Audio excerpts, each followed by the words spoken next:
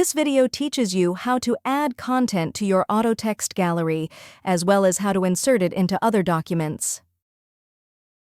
Adding AutoText to the gallery. Highlight the content that you want to make an AutoText entry. Click the Insert tab.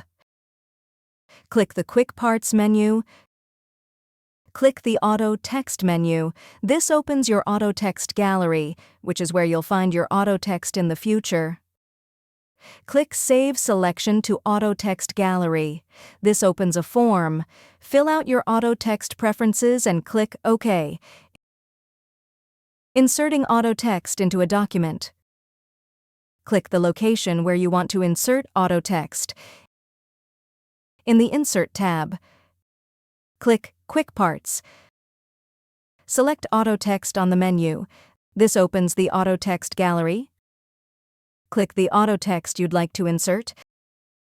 This inserts the AutoText selection where you placed the cursor. If you found this video helpful, please click the like button and subscribe to our channel for even more helpful tutorials.